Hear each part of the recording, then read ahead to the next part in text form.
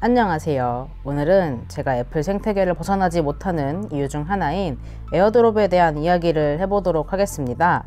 에어드롭 좋다는 얘기는 많이 들어보셨을 거예요. 제가 가만히 보니까 이거를 한번 쓰셨던 분들은 계속 사용을 하시는데, 이거를 사용해 본 적 없으신 분들은 이거 좋다는 얘기는 들었는데 하고 사용을 따로 안 하시더라고요. 저는 이걸 굉장히 잘 사용하고 있기 때문에 제가 어떤 상황에서 이걸 주로 사용하는지, 그리고 장점은 뭔지 한번 오늘 알려드리도록 하겠습니다.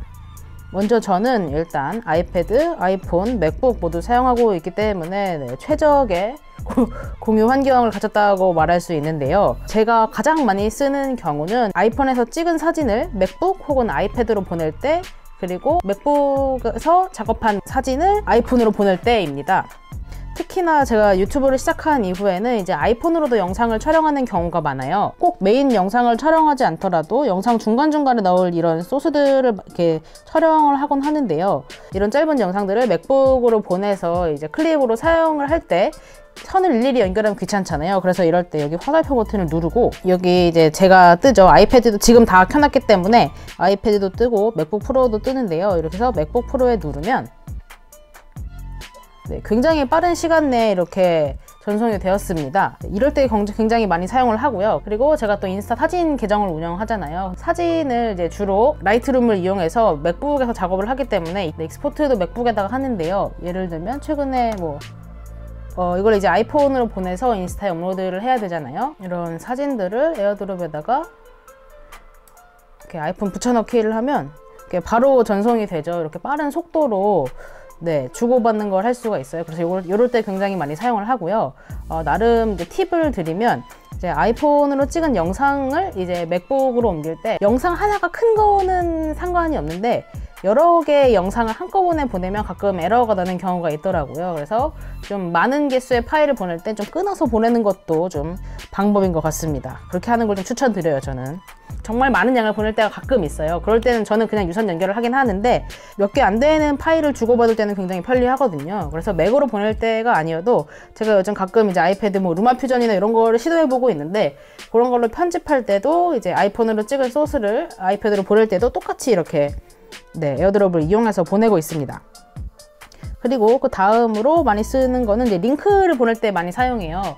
당연히 제 휴대폰에서 제가 아이패드로 보려고 보내는 건 아니에요. 제 계정으로 다 로그인이 되어 있기 때문에 이건 핸드오프로 이용하는 게 훨씬 빠르거든요. 여기 보시면 제가 아이패드에서 아이패드 사파리에서 켜놓은 창, 그리고 아이폰 사파리에서 켜놓은 창을 이렇게 보고 바로 클릭을 할 수가 있기 때문에 굳이 이럴 때는 사용하지 않는데, 다른 사람하고 공유를 할 때가 있잖아요. 그래서 남편하고 할 때나 아니면 다른 같이 일하시는 분들이랑 할 때 이거를 주고받으면 좋아요. 근데 제가 이거를 좋아하는 이유가 뭐냐면, 사실 링크 그거 카카오톡이나 라인 이런 걸로 주고받으면 되는 거 아니야? 라고 생각하실 수도 있는데, 제가 굳이 이걸 쓰는 이유가 따로 있습니다.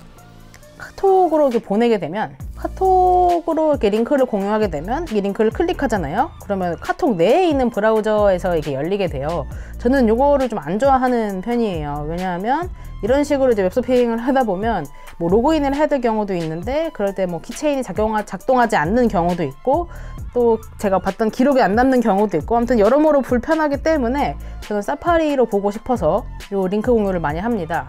사파리에서 공유하는 방법은 여기 똑같이 이렇게 내보내기 버튼이 있어요. 여기서 에어드롭으로 하면, 지금은 집에 저 혼자밖에 없으니까 당연히 제 핸드폰만 뜨는데, 휴대폰을 누르면 이렇게 링크가 뜨고 바로 사파리에서 열리게 되거든요. 그러면 이게 쉽게 웹서핑을 할 수가 있습니다.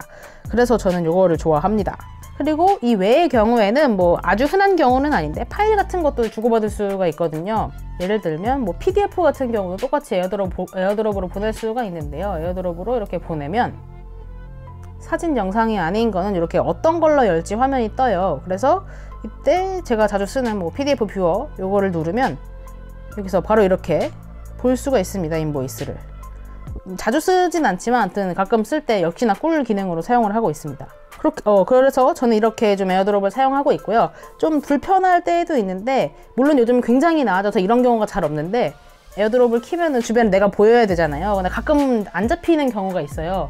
근데 이게 딱히 해결 방법이 있는 게 아니어가지고 그냥 보일 때까지 계속 이게 뭐 딴 데 들어갔다가 새로 고침을 한다거나 아니면 뭐 껐다 켰다거나 뭐 와이파이를 껐다 켜야 되는 경우라던가 막 이렇게 이런저런 행동을 해야지 되는 경우가 있어서 그게 약간 불편하긴 한데, 그래도 최근에는 이렇게 안 잡히는 경우가 거의 사라져가지고 저는 하루에도 거의 2-3번씩 사용을 하거든요. 특히 영상 만들 때 많이 사용하고 사진 보낼 때, 또 요즘 제가 인스타에 사진 업로드를 자주 하고 있기 때문에 네, 매일매일 사용을 하고 있습니다. 아마 이미 잘 사용하고 계신 분들도 있겠지만 한 번도 사용하지 않으셨던 분들도 계실 거예요. 그런 분들께 오늘 좀 도움이 되었으면 좋겠고, 그리고 제가 한 가지 또 팁을 드리면, 에어드롭 할 때 이렇게 아이폰 같은 경우는 내려서 여기 와이파이 버튼을 꼭 누르면 나오잖아요. 여기 또 에어드롭을 누르면 수신금, 연락처만 모두 이렇게 있는데, 저는 불과 한 일주일? 정말 얼마 안 됐어요. 얼마 전까지 이 연락처만 주고받는다는 뜻인 줄 알았어요. 왜냐면 에어드롭으로 연락처도 공유를 할 수가 있거든요. 그런데 알고 보니까 내 연락처에 등록되어 있는 사람하고만 주고받는다는 뜻이더라고요. 그래서 요거를 해놓으면, 이제 요즘 지하철에서 이런 걸로 테러를 많이 한다고 하더라고요. 이상한 사진 보내고. 아무튼 뭐 그런 거를 좀 줄일 수 있기 때문에, 그런 거 불편하신 분들은 이제 연락처만으로 설정해 놓으시면 될 것 같고, 또 이제 여기 만약에 개인용 핫스팟이 보내는 사람이나 받는 사람 둘 중에 한 명이라도 켜져 있으면 이게 에어드롭이 따로 안 된다고 해요. 그러니까 혹시 안 될 때 이게 켜져 있지는 않은지 한번 확인하시면 될 것 같습니다. 네, 오늘은 제가 정말 잘 사용하고 있는 이 애플 생태계의 꿀 기능 에어드롭, 어떤 환경에서 사용하는지 알려드렸고요. 오늘도 영상 봐주셔서 감사하고 내일 또 뽐뿌 넘치는 영상으로 돌아오도록 하겠습니다. 안녕.